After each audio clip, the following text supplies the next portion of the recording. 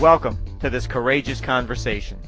A courageous conversation helps us to engage in dialogue with people we don't normally speak to, about things we don't normally speak about, or with those we speak to all the time about topics we would rather avoid. Hi, it's Tim Mulvaney, and welcome to today's Courageous Conversation. Today, we are up to step 4 of the RELATE model, which is to ask and acknowledge. Acknowledge the value of your conversation partner's opinion. Your acid test question is, does your conversation partner feel heard and respected? So, a quick recap of where we're at in our process. So, we're engaging in a courageous conversation.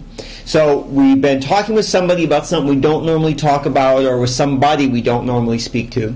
And as we said before, we're trying to all calm down, because everyone's taking some risk by being in this conversation, being willing to talk about this topic. So, as we said, we started out and we were breathing barely into our lungs and really high, so we're trying to calm down. And how we've been doing that is, first off, I built some rapport. It's like I tried to establish a connection, and you move on to engage and encourage, demonstrate your willingness to take a risk. So that's where you talk about, here's the conversation, here's the topic that I want to discuss today, and here's my concern, here's my issue, here's what I don't understand. You take a personal risk about that topic with the other person. And you're going to listen, you're going to shut up now. So here's what I think, here's the topic, here's what I'm worrying about. Tell me about how you see it. Now we're up to ask and acknowledge. So does your conversation partner feel heard and respected? So if you look in your handout, and we'll flip to page 5, and what you're asking about there, so things it says, what I understand you saying is. Now here's the thing. This is that spot where our impulse in here is to we're in this topic, and so our impulse is to convince them, talk to them about how I see it and why I see it this way. And what we notice is, and this is where our courageous conversation or conversations go wrong, is it goes statement, statement, statement, statement. I make a statement, then that person makes a statement, I make a statement, that person makes a statement.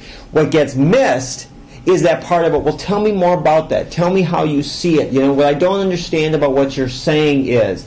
Or, I look at those facts and I put them together and I get over to here. You look at the facts and you end up over here. So let's talk about that. So it isn't at this point about agreeing or disagreeing. It isn't about trying to come to some resolution. It's just trying to understand.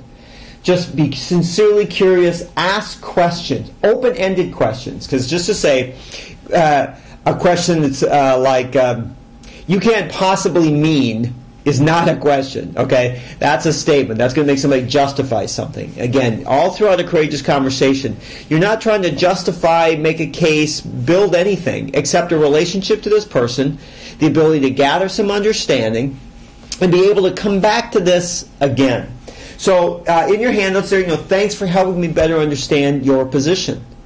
It's just about understanding how they see it. And in the listening and asking and acknowledging, there's an active portion of the conversation. And in step 5, which we talk, where it's talk, engage in the dialogue. All of this is very interactive, very interactive. So you're nodding your head, you're making eye contact, you're taking notes if you have to. And then the other thing I'll say about asking and acknowledge, here's how you change your conversation immediately. You ask somebody a question, so you ask your conversation partner, tell me about how you see this, or tell me about your situation, or tell me about why you celebrate X. You stop, you listen to their answer, so you actually listen to what they say, and then, instead of making another statement, actually find something in that paragraph of what they said, and ask another question about what they just said. Your conversation will change immediately. It'll be, they'll sit up just a little bit straighter. It's like, you'll demonstrate that you're actually listening to what it is the other person is saying, and you want to ask a follow-up question about that. So they say something, and it's like you find something in that paragraph or two that says, well, you said X, and here's what I'm curious about that. So they're like, you're actually listening and acknowledging and valuing my opinion and what it is that I'm saying. So that's step 4. Ask and acknowledge. Ask and test question is, does your conversation partner feel heard and respected? So your job there isn't to agree or disagree. It's just to say, it's to acknowledge that their opinion matters. Their opinion counts. My job in that moment is to make them feel that. Make them know that I know and I do value, that they're willing to sit here with me, take this risk and open themselves up and share their experience with me. But that's step 4, ask to get acknowledged. Thanks very much for listening. This is Tim Mulvaney, and I look forward to talking to you soon. Bye now.